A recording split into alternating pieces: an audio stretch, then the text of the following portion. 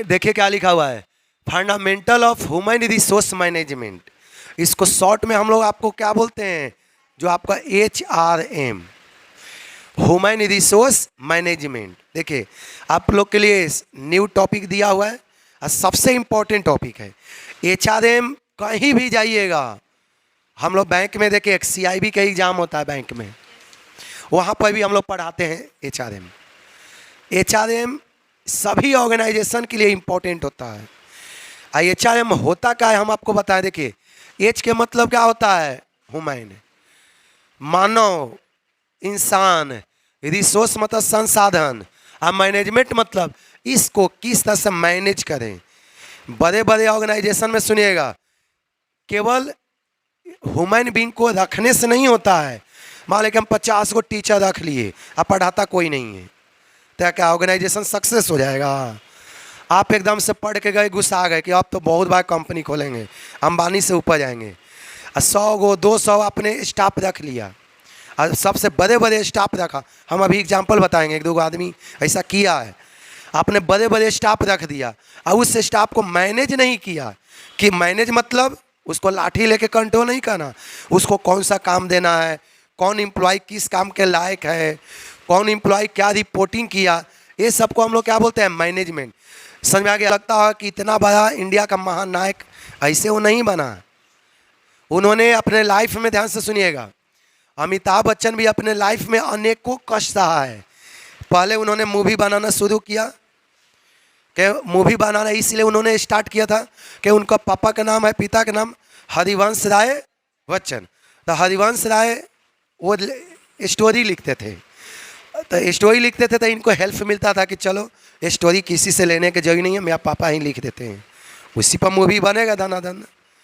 लेकिन इन्होंने शुरू में मूवी तो बनाना स्टार्ट किया, लेकिन सब मूवी क्या होने लगा, फ्लॉप करना शुरू हुआ।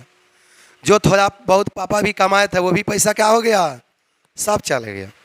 तो इन्होंने पूरी तरह से सोचे कि हम मूवी दुनिया मेरे लायक नहीं, हटाओ छोड़ो उधर। इन्होंने मूवी को छोड़कर पॉलिटिक्स में चला गया। इन्होंने बहुत जगह से चुनाव भी लाया। चुनाव में इन्होंने, आइएगा, बोला जाता है कि जहाँ पर लिखा हुआ है ना, भी चुनाव में इनका सफलता ठीक ढंग से नहीं मिला, जैसा होना चाहिए मान सम्मान रेपुटेशन उस तरह से नहीं मिला। ध्यान से मेरा बात सुनिएगा, HRM पढ़ा रहे हैं। अमिताभ बच्चन पहले मूवी दुनिया में गया, काम नहीं बना, फिर इन्होंने कहाँ चल गया, पॉलिटिक्स में चला गया, वहाँ पर भी काम नहीं चला।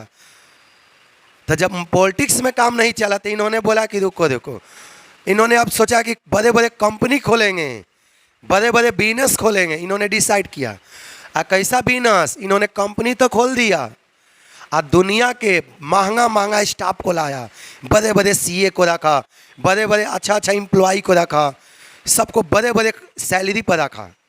तो याद रखना, स्टाफ का नेचर स्टाफ पे होता है। समझ में आ गया? कितनों भी महंगा हम स्टाफ को ला देंगे ना, वो काम नौकरी वाला करेगा। क्या करेगा? एनी टाइम घड़ी, टाइम हुआ बैग उठाएगा चल देगा, मालिक को नहीं है कभी।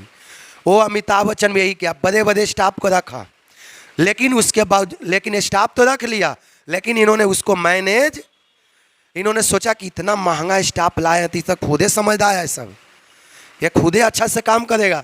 इन्होंने मैनेजमेंट अच्छा से, ऐसा हुआ कि इनका बिजनेस पूरी तरह से क्या हो गया, समाप्त। लाखों करोड़ों रुपया डूब गया था इनको, लाखों करोड़ों रुपया उस समय इनका।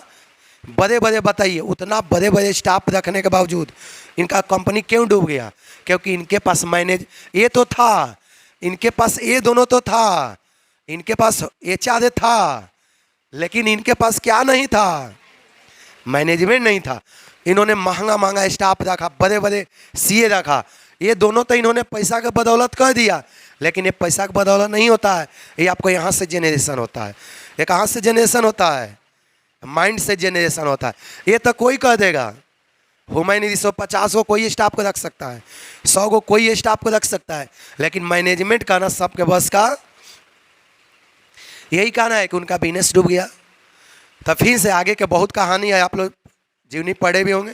तो देखिए, ह्यूमन रिसोर्स मैनेजमेंट, पहले तो इस चैप्टर का नाम बता दें, fundamental of human resource management, ये चैप्टर नंबर 1 है। फंडामेंटल मतलब होता है इंट्रोडक्शन, फंडामेंटल मतलब क्या होता है? बेसिक। फंडामेंटल मतलब होता है, या इसी को क्या बोलते हैं? बेसिक।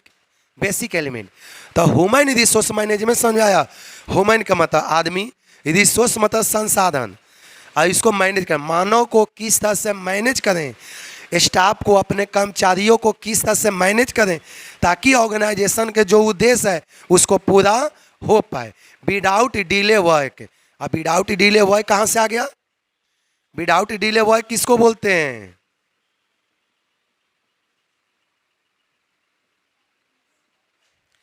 विदाउट डिले वर्क मतलब, विदाउट डिले वर्क मतलब काम में ज़्यादा देरी नहीं होना चाहिए। जो समय है, समय को, समय पर ही काम को पूरे करने को ही क्या बोलते हैं? Without delay work. देरी मतलब, इसका मतलब होता है देरी, विलंब, लेट हो जाना। और काम का मतलब तब जान ही रहे हैं। समझ आ गया? तो ह्यूमन रिसोर्स मैनेजमेंट का मतलब होता है कि मेरे पास जितना भी संसाधन है, कौन सा संसाधन? मानव संसाधन तो बहुत होता है। रॉ मटेरियल को भी रिसोर्सेज बोलते हैं, कैपिटल को भी रिसोर्सेज बोलते हैं, लैंड को भी रिसोर्सेज बोलते हैं, इक्विपमेंट को भी रिसोर्सेज बोलते हैं। लेकिन यहाँ पर आपको किसके बारे में बोला जा रहा है? हमारे पास जितना भी ह्यूमन रिसोर्सेस है उसको सही तरह से मैनेजमेंट करना, उस मैनेजमेंट करने को ही क्या बोलते हैं? Human resource management. बेसिक सबको समझ में आया? कोई पूछे कि ह्यूमन रिसोर्स मैनेजमेंट है तो क्या कहोगे? हमारे पास जितना भी मानवीय संसाधन है, हमारे पास जितना भी स्टाफ है, उसको सही तरह से मैनेज करने को ही, सही तरह से काम सौंपने को ही हम लोग क्या बोलते हैं? Human resource management. Human resource management में दोनों चीज़ को किया जाता है, management of human being, management of technology, दोनों को। मैनेजमेंट ऑफ टेक्नोलॉजी मतलब किस स्टाफ को कौन सा काम दिया जाए, किस स्टाफ को किस टेक्नोलॉजी को सौंपा जाए। समझ आ गया? इसको बोलते हैं ह्यूमन रिसोर्स मैनेजमेंट। दूसरा पॉइंट देखिएगा, ह्यूमन रिसोर्स मैनेजमेंट दोनों ऑर्गेनाइजेशन में जरूरी होता है, चाहे वो बड़े ऑर्गेनाइजेशन हो चाहे वो छोटे ऑर्गेनाइजेशन हो। सारे ऑर्गेनाइजेशन में ह्यूमन रिसोर्स मैनेजमेंट जरूरी होता है। कोई दिक्कत है? चलिए, और last point, human resource management का रेस्पॉन्सिबिलिटी किसको होता है? मैनेजर को होता है, टॉप मैनेजर को। कभी कभी डिपार्टमेंटल मैनेजर को भी सौंपा जाता है।